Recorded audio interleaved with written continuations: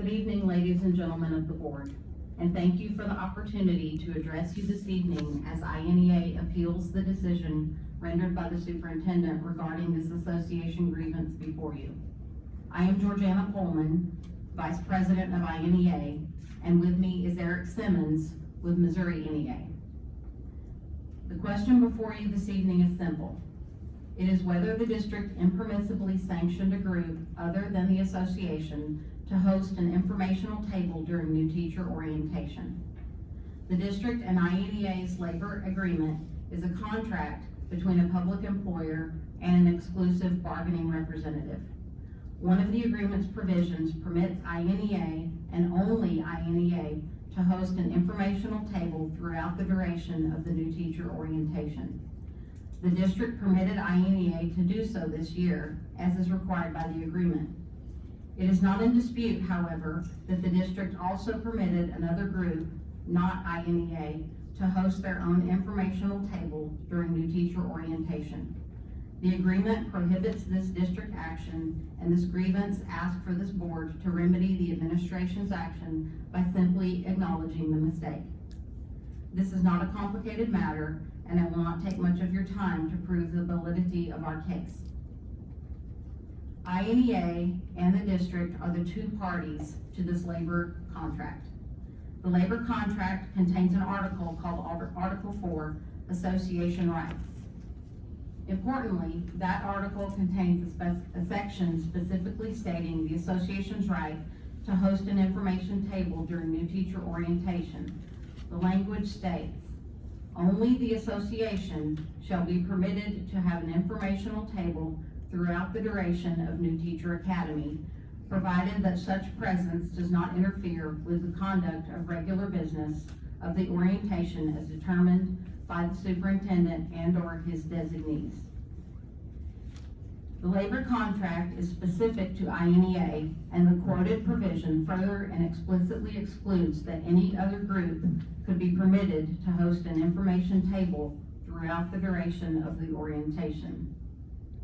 Under this language, there is no period throughout the duration of orientation which another group is permitted to host an informational table.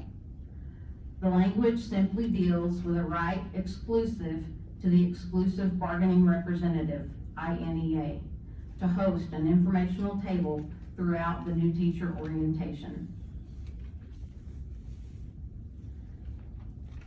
Now, despite clear and unambiguous contract language, the district permitted another group, not INEA, to host an information table during the duration of orientation. The administration's actions are documented by the following exhibits. Exhibit A includes a photo of the information table proving its existence at the New Teacher Academy. Exhibit B includes an eyewitness statement from Sarah Nelson in which she recounts a conversation with Dr. Cindy Grant, stating that on the day they serve the meal, they get a table. This exhibit also cites the proximity of Dr. Dale Hurl to the other group's informational table. Exhibit C includes an eyewitness statement from myself, Jorjana Pohlman, in which I recount the same conversation with Dr. Cindy Grant. Exhibit D includes an eyewitness statement from Katie Owens, in which she recounts the informational table set up during new teacher orientation. All of this evidence simply confirms the undisputed fact that the district was both aware of and permitted another group to host an informational table. As a remedy, INEA requests that the district simply re-examine how it applied the relevant contract provision this past year and acknowledge how it will be applied in the future. Specifically, INEA requested and continues to request that the district acknowledge that CBA Article 4, Section 4, Orientation, Item 1.A permits only INEA to host an informational table throughout the entire New Teacher Academy. The district permitted another teacher association, not INEA, to host an informational table during the New Teacher Academy, breaching CBA Article 4, Section 4, Orientation, Item 1.A, and finally, the district will notify the other association of the language in CBA Article 4, Section 4, Orientation, item 1.a, and direct that future requests to host informational tables at future New Teacher Academy sessions will not be permitted. The administration has offered defenses that should be rejected by this board this evening. One of those defenses suggests that the contract language throughout the duration of the new teacher orientation does not prevent the district from authorizing informational tables hosted for some lesser period of time.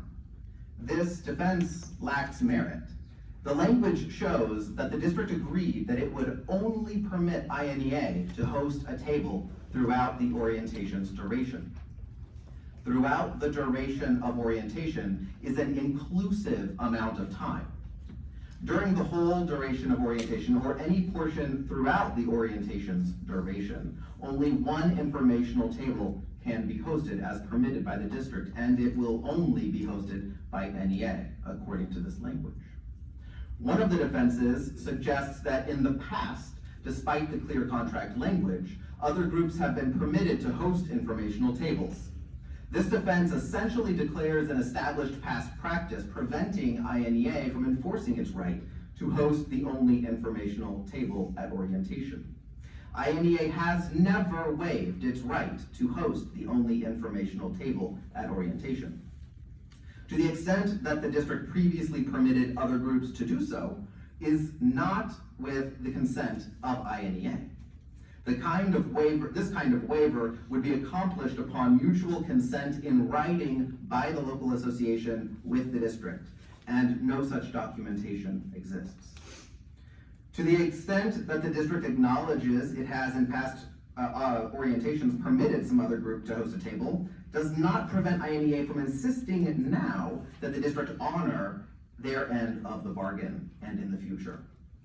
This grievance is about one specific, discrete contract violation, and we are asking that the board address this. One further and connected issue brought up by the district is the idea that a group not a party to the labor agreement should have a say in this grievance proceeding. The district's notice for this hearing, as well as the grievance discussion at the superintendent's level, permitted discussion from another organization group stating it is a party of interest. This is simply incorrect. INEA is the exclusive bargaining representative for employees in this district. The labor contract, which INEA alleges was violated, is a contract between INEA and the district, and no other parties.